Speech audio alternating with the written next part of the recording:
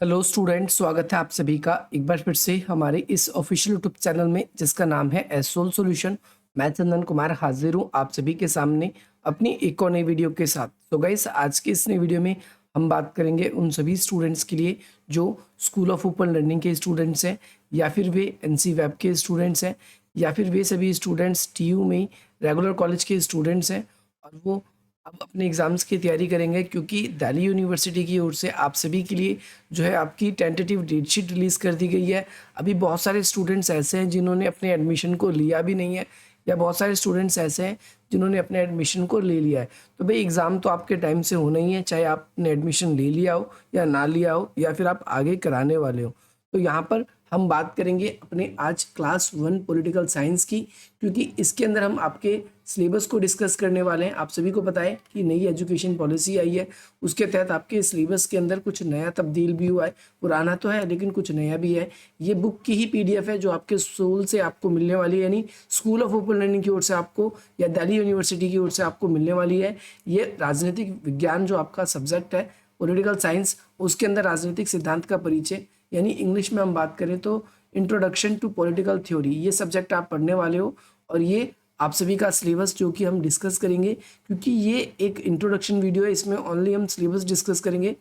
इसके बाद में आने वाली कुछ वीडियोस ऐसी होंगी जिसके अंदर हम अपनी क्लास को कंटिन्यू रखेंगे।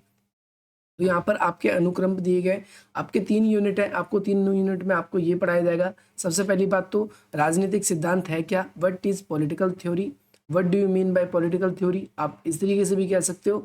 और इसकी क्या रेलेवेंस है, रेलेवेंस का मतलब होता है इसकी क्या प्रासंगिकता है, यानी क्यों इम्पॉर्टेंट बन जाता है हमारे लिए, आपको ये पढ़ना है इसके अंदर। इसके अलावा आप इसके अंदर ये भी पढ़ोगे कि राजनीतिक सिद्धांत क्या है। जब इसको पढ़ोगे तो आप इसकी 2 अप्रोचेस भी पढ़ोगे, यानी हम इसके उपागम की बात करें, एक परंपरावादी उपागम है इसका और एक इसका आधुनिक उपागम है।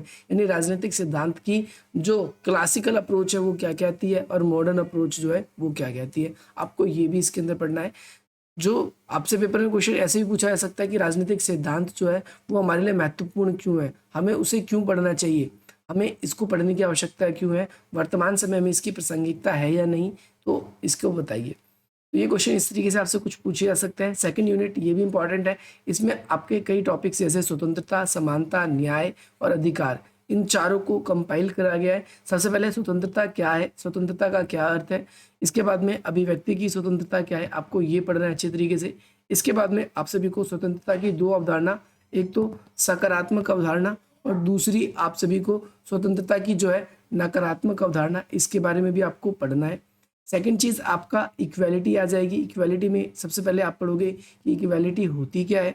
इसके बाद में आप ये पढ़ोगे इक्वालिटी की क्या अलग अलग डायमेंशंस है, क्या इसके अलग अलग अप्रोचेस है, इसके बारे में आप सभी को पढ़ना है। इसके बारे में भी, इसके बाद में हम जस्टिस के बारे में पढ़ेंगे, हम न्याय के बारे में पढ़ेंगे और इसके बाद में हम अपने राइट्स के बारे में पढ़ेंगे। आपसे क्वेश्चन लिंक करके भी पूछता है, कई बार ये ऐसे पूछेगा समानता और न्याय के बीच में क्या संबंध है। आपसे क्वेश्चन ऐसे भी बनाएगा कि स्वतंत्रता और समानता के बीच में क्या संबंध है, अधिकारों की मार्क्सवादी अवधारणा क्या है, ये क्वेश्चन भी आपसे पूछा जा सकता है। इसके अलावा एक अलग यूनिट है आप सभी की, यूनिट नंबर 3 है, जिसमें आपसे राजनीतिक सिद्धांत के कुछ बहस वाले टॉपिक्स हैं। इसके अंदर आपको एक तो सुरक्षात्मक भेदभाव पेपर में लिखा जाए या फिर आपसे संरक्षात्मक भेदभाव, दोनों एक ही बात है, कोई डिफरेंट बात नहीं है। तो या तो सुरक्षात्मक भेदभाव कोई कह दे, और निष्पक्षता का सिद्धांत क्या है, यानी जो है आरक्षण जो है, कुल मिला के मैं आपको शॉर्ट में कहूँ तो वो होना चाहिए या नहीं होना चाहिए, और होना चाहिए तो क्यों होना चाहिए और नहीं होना चाहिए तो क्यों नहीं, इसको आपको डिपेंड बिल्कुल अच्छे तरीके से डिफाइन करना है। कई बार क्वेश्चन आपसे यही पूछा जा सकता है कि संरक्षात्मक भेदभाव इंपॉर्टेंट है, इसे एक्सप्लेन करो। कई बार ऐसे पूछा जा सकता है संरक्षात्मक भेदभाव के विपक्ष में आलोचनात्मक टिप्पणी कीजिए, ऐसे क्वेश्चन भी आपसे पूछे जाएंगे इसके अंदर। फिर ये आपका लास्ट यूनिट का लास्ट क्वेश्चन आप सभी के लिए बच जाएगा, जिसमें आपसे पूछा जाएगा सार्वजनिक बनाम निजी बहस।